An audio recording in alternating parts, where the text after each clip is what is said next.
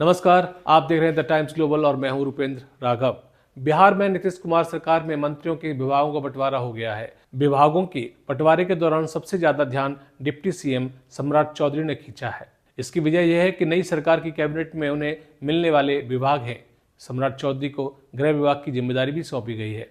आज तक ये विभाग सूबे के मुख्यमंत्री नीतीश कुमार के पास ही था।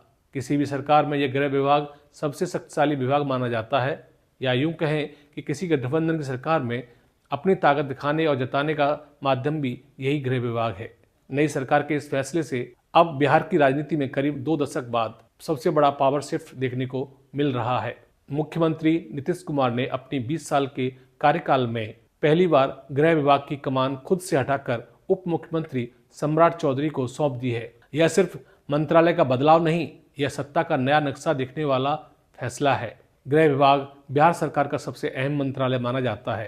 कानून व्यवस्था, पुलिस प्रशासन, खुफिया तंत्र और राज्य की सुरक्षा से जुड़े हर अहम आदेश, अब तक ये सब फैसले सीधे मुख्यमंत्री निवास से निकलते थे, लेकिन पहली बार यह शक्ति सीएम हाउस से निकलकर डिप्टी सीएम सम्राट चौधरी के हाथों में पहुंच गई है।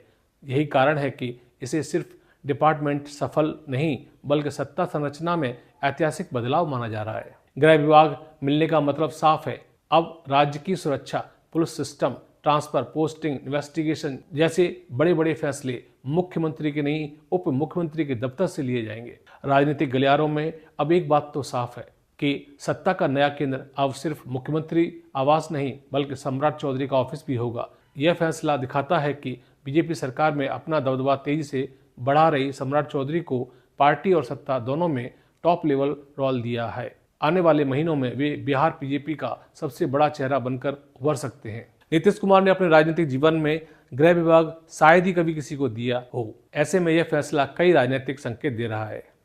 एनडीए सरकार में अब फैसले पहले की तरह केवल एक केंद्र में नहीं आएंगे।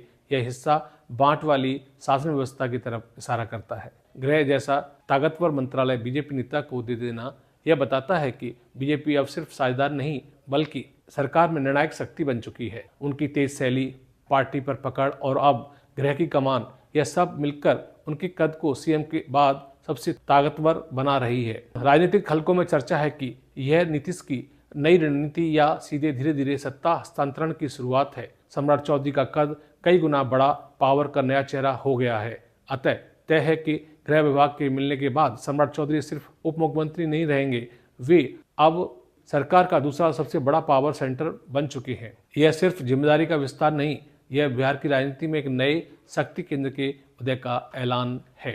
ऐसी और खबरों के लिए देखते रहिए द टाइम्स ग्लोबल। धन्यवाद।